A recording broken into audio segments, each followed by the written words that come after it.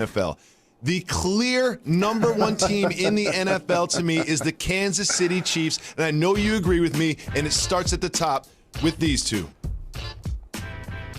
For 10 years, we've done an amazing job of not covering the coverage, but in this case, we must do so. Andy Reid elevated himself. Let Alex Smith go. Nurtured Patrick Mahomes along with Eric Bieniemy, and he got a $500 million contract. Under center, they're doing trick plays and gadgets. They're like mad scientists. You know what we should ask them for? The vaccine of COVID-19. I bet those two guys could come up with it. I really do. You got Travis Kelce out there running through the middle of the field, stiff-arming people holding the ball with one hand. You got the cheetah doing jet sweeps and going deep. And so watching the Kansas City Chiefs play allows me to realize they're toying with the competition. They are the clear-cut best team in the NFL.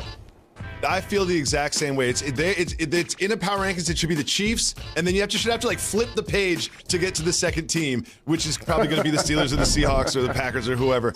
But Jalen, another thing I want to mention is this: is we celebrate the trick plays and we celebrate all the touchdowns and everything Patrick Mahomes does. But there's something that he's doing which is really impressive. It's actually what he's not doing. Let me show you a highlight from Patrick Mahomes. You see this? He drops back, throws, and he's picked off by the Raiders. Why am I showing you that? That is the only interception he has thrown all season long. He has one single interception, and not just that. Take a look at these stats. One fumble. Oh, he got that back. Wow. 11 sacks. It might seem like a lot of sacks, but that's just over 1 sack a game, and his QBR is second in the league. Patrick Mahomes does so many things on the football field, but it's actually what he doesn't do, which is just as impressive, and that is get sacked, fumble the ball, or throw interceptions. And Jalen, while we're celebrating the offense, we also have to give a little hat tip to the defense. What do you like about the Chiefs' defense?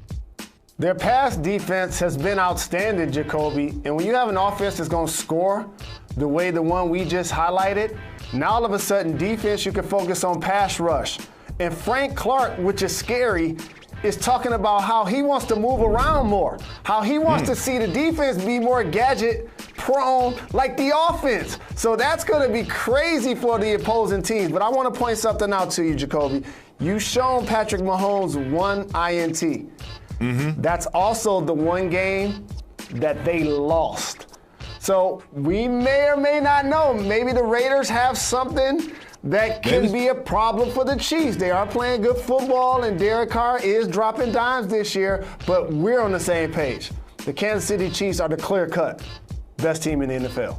Yeah, and the Chiefs aren't perfect. You know, they squeaked by the Panthers last week, and they were in overtime against the Chargers early in the season. But I would say of all the teams are flawed, but this team is less flawed than the others. There's a but for every team. But again, this Chiefs team right now in this league is head and shoulders above everybody, not just in their conference, but in both conferences, in our opinion. Jalen, bombshell report from our colleagues, Woj and McMahon. They are hearing some whispers from some sources in Houston that their two former MVP All-Stars, James Harden and Russell Westbrook, are a little uncertain. They're a little uneasy of what's going on down there. Daryl Morey's gone. Mike D'Antoni's gone. Jalen, you've been around this kind of thing and involved in this kind of thing for your whole career. What do you think about this report? I think a few things. The Houston Rockets were paying Daryl Morey top dollar for his three-point bombs away style, and Mike D'Antoni to implement it. Both of those guys are getting top dollar. Now when you bring in Silas, you want to trade your former MVPs. Here's what I'll say about that. Russell Westbrook and James Harden are vastly different in how they perform and how they would be received from another team. I believe if both of these guys are moved, Jacoby, they would be moved to low-fringe playoff or non-playoff teams from this year. I think you'll look at the paper and be like, James Harden averaged 35, all of a sudden we're going to trade him into a contender. But his style, his isolation play, and his inability to play off the ball, that's not attractive to all teams. For Russell Westbrook, I saw the report that basically acknowledged a couple of teams in play. One of them being the Knicks, who I think should be in play for both of these guys because their team fit the dynamics of what I just said, should be looking for players like this. But also for Russell, the other team mentioned was the Clippers. Trust me, as somebody that's been around the league as long as I have, I understand what Jerry West likes and dislikes. I don't see Russell Westbrook as his type of player. And here's what I mean. He's not an accurate three-point shooter. He has high turnovers, and sometimes he makes questionable decisions in the last couple of minutes of the game. You don't become the logo of the NBA, as well as one of the greatest general managers of all time, and not have certain traits that you just frown upon. And based on that, I don't believe Russell Westbrook ends up a member of the Clippers. Interesting. And I've said it before, I do not think what the Knicks should do is go trade in for a superstar. Don't you dare give away your picks. Don't give away your young players that I love like Robinson and Barrett. You can get rid of Randall and maybe Knox and throw something together, and if they're willing to do that, but who's taking on Randall, Knox, and a pick for Russell Westbrook?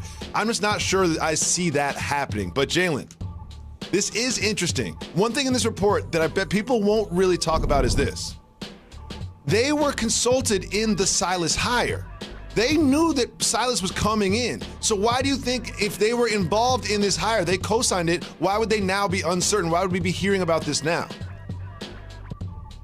Oh, it ain't that they're uncertain. That's ownership in a lot of ways probably using Silas as a pawn toward the players to be a voice. So you get their buy-in to who they want.